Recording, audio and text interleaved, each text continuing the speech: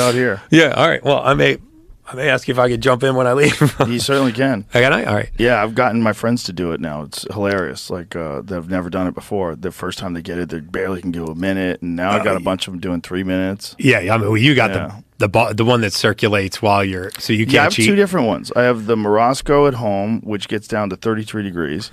And then I have the one here that's a little higher. It's in the low 40s. I think it's 43 degrees. But you could crank that bitch up like a raging river. That's the Blue Cube. You don't get any thermal layer at all. You just suck it the entire time. You just can't hide. It just sucks. You just get in there. It's just...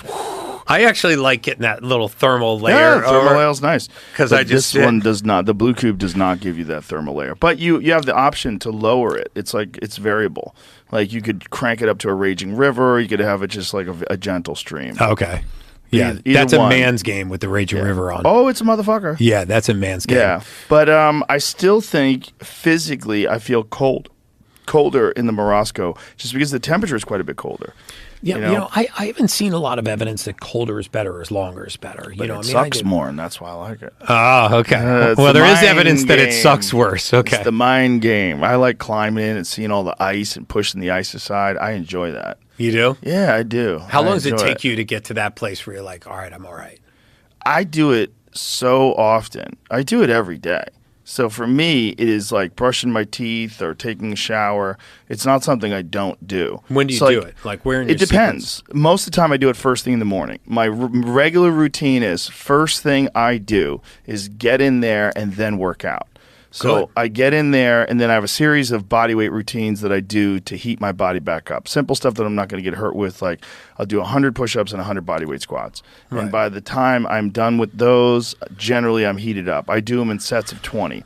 So I'll do 20 push-ups, 20 bodyweight squats, 20 push-ups, 20 bodyweight squats. Then I take a little break, and then I do it again, and then I do it one more time. So it's about 10 minutes to get through that. 10 minutes roughly. And so at the end of 10 minutes, I'm kind of warm. I'm not sweating, but I'm kind of warmed up a little. And then I'll start my routine.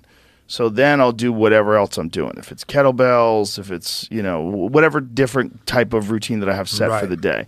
I'm careful if I'm doing kickboxing. Like I let myself really warm up before I start blasting. Yeah. Because I feel like, especially for like... Yeah, you're so cold. And I can't crack a sweat. Like it takes me... Well, like when I do rounds in the bag, even if I do my bodyweight squats, my sit-ups, and my push-ups, by the time I get to hitting the bag, I'm still not sweating. Because it's so fucking cold.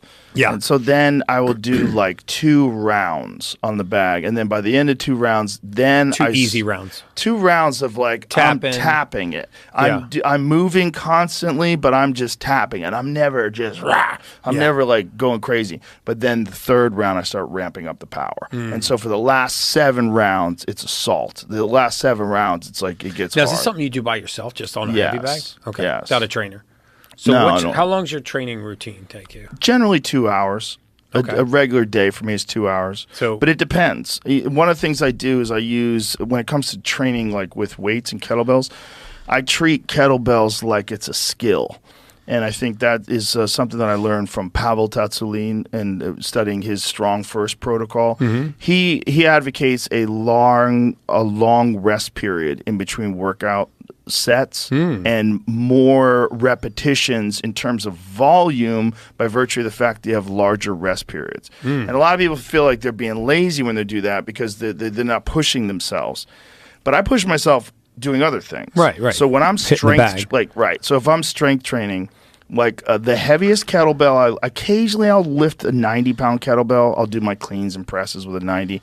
But the vast majority of my work is warm-up sets are done with a 35, and it's generally like one-arm swings, both sides, 10 reps, 2 sets.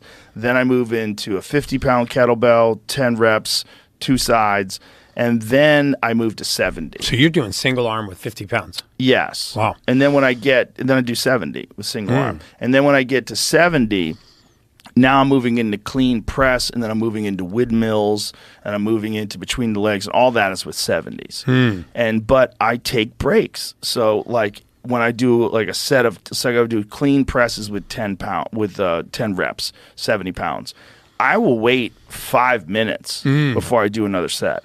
5 solid minutes. I'll watch TV. I'll fuck around on my phone, and I feel like I'm being a lazy piece of shit. Right. But I know I'm not, because I'm going to get those. I have a routine. So like I have a whiteboard. I write it out. I take a photo on my phone of the whiteboard, so I know that Who's programming that for you? You're doing it yourself? I do it myself. Okay. And so over time, I've developed this where I know that if I do it this way, I get pretty significant strength gains. Mm-hmm. And so now when I go to things that I don't do, like bench press and things like that, I'm significantly stronger than I ever was before. But I'm not doing bench press. I don't ever do that. Wow. I don't do it, but I can bang out 225 for 15 reps, and it's not hard for me to do because I do so much with all these other muscle groups with kettlebells. And are you fasted, or are you Yes. Okay. My first workout of the day is fasted. Okay. Yeah. And you don't even take like an amino acid blend or anything? No, I don't take shit. Okay. But I do take Alpha Brain pre-workout, which has got beta-alanine, B12, some caffeine. It's fucking woo! That stuff's got a lot of... How do you take? Is it a powder? Yeah, it's a powder that I mix into water. There's a question I forgot to ask earlier. With electrolytes and with this hydrogen water, is there any incompatibility? No, it's actually highly compatible. Okay. So electrolytes and hydrogen water, or even amino acids and hydrogen water. And do you take those before you work out? I work out fasted, but I work out fasted and I take amino acids. I take a full spectrum amino acid blend. Because branch chain amino acid not blend, just branch chains. So the branch chains are 3 of the 9. That's the leucine, isoleucine, valine. But I think the branch chain amino acid theory has really been debunked now, that you just need to take branch chain amino acids, BCAAs, before before a workout. The old theory used to be that those are the amino acids that are really metabolized at the muscle level, so they're not cleaved through the liver. But the truth is that you really need a full spectrum amino acid. So you need at minimum all 9 of the essential amino acids. You have all this stuff for sale on your site? Yeah. Okay. And then I'm about to place an order. So Joe Rogan's becoming my client now. So when you take that stuff, you mix it with water? I just mix it with water, or I also take them in capsule form sometimes. I'll take 5 of them in a capsule form, or I'll just mix it with water. So and I'm telling you, that's a game changer for your workout, brother. Okay. Just try that and it won't break your fast. I'm going to try that. Hey, woman. Since your man ain't got no heart, why don't you go to my apartment tonight and I'll show you a real man. There you go. What? Fuck you.